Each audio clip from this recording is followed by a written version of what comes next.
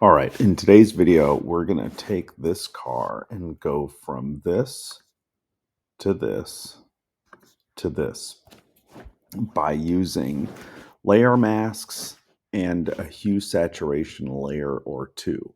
So let's get started.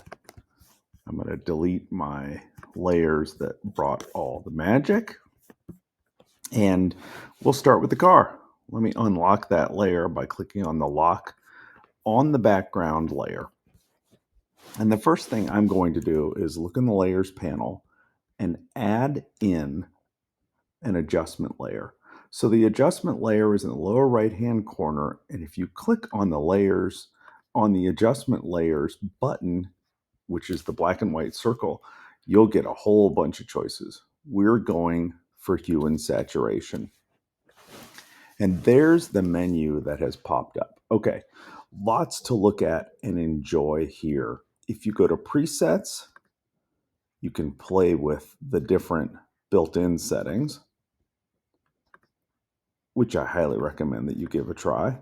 But what I want to do is focus on customizing the color of the car. So the first thing I'm going to do next to master is click on this little hand, and I'll get an eyedropper, and I'm going to click on the orange body of the car. So now I have that selected. I can move the hue slider around and effectively change the body color. Now, once I have a color that I like, I can move the saturation layer and change how saturated that color is. And then I can go to lightness and even play with it further. So this is kind of magic. One of the best parts about an adjustment layer that I want you to remember is that this isn't permanent. You can see in the lower right hand corner, there is a layer called hue and saturation. If I click the eyeball, I'm back to my original. So this is non-destructive editing. My original stays put just the way I like it. Okay, so I've got a color change. Don't judge me on the color choice. You may love it. What we're going to do next is put some flames on this car and divide it into two colors. So to get the flames here, I've already saved a PNG of some flames, and I'm going to go to File, Place Embedded, and find my flames, and click Place. Before I click on the check mark to agree to them, though, I'm going to rotate the flames around. I'm just thinking about where I want this division to be between the two different colors. Maybe I'll play around with the sizing a little bit. You do what works for you, right? Now, once I've got them in place, I'll click the check mark. Now, pay close attention to this next one, friends. You'll notice I have a layer called flames.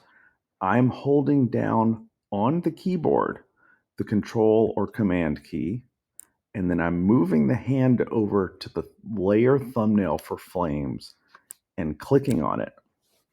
Now you'll notice it just selected that layer.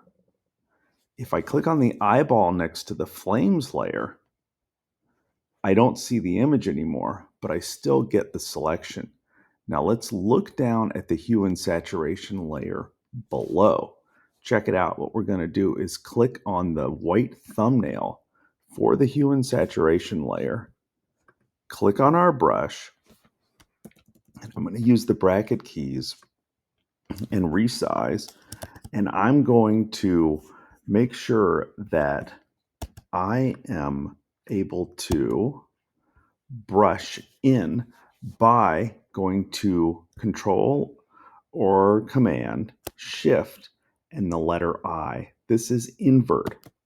Once I do that, I can then grab my brush and I can brush away on the layer mask, and I get my original orange color along with the new color that I'd selected.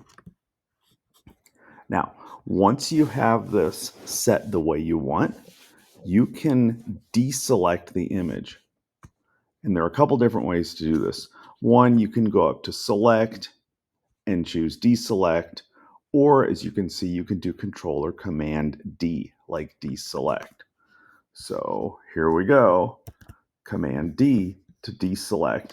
And I'm going to zoom in a little bit. So as I look here, I'm happy with how the flames came out on the side of the car, but I really don't want the effect on the roof or the side view mirror. So I'm still on my layer mask. I'm going to use the bracket keys and make my brush smaller. And I'm just going to brush away the yellow where I don't want it. Now, if I wanted to flip this, I could press X on the keyboard and I could bring that yellow color back in. Totally up to you. You are, after all, the designer, are you not? Okay, let's click on our hue and saturation layer, and I'm clicking on the controls for it, and I'll bring those out by clicking on the filters. Now, I can play with the colors more at this point, but I can also play around with the settings for the layer mask. So take a look at where my pointer is. I'm at the top of this filter control panel, and I'm going to click on the button for the mask. Click on the mask itself. And now watch what happens when I play around with the feather setting. Because if you think about it, I'm going to zoom in more here.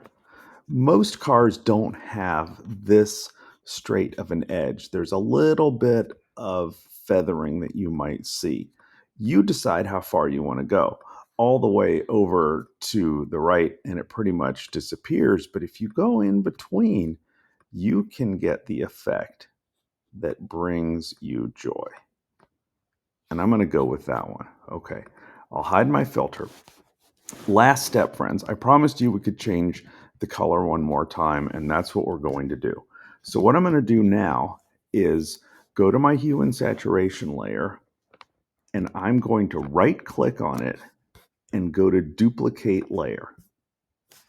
And then I'll just say okay. All right, so now I've got an exact duplicate of the layer, but I want to flip the layer mask so that in our little thumbnail, black becomes white and white becomes black as far as those two colors. How do I do that? I make sure I'm clicked on the thumbnail for my new copy of the layer mask, and I'm going to do Control or Command I. And now you'll see it's flipped, and you're thinking, well, that we kind of lost a lot there. Remain calm, friends. Let's click on the adjustment layer itself, bring out hue and saturation, and now we can further tweak that color. And there is your brand new custom vehicle, courtesy of you, Photoshop, adjustment layers, and layer masking. I hope you enjoyed watching this as much as I enjoyed making it. Thanks for watching, and have a great day.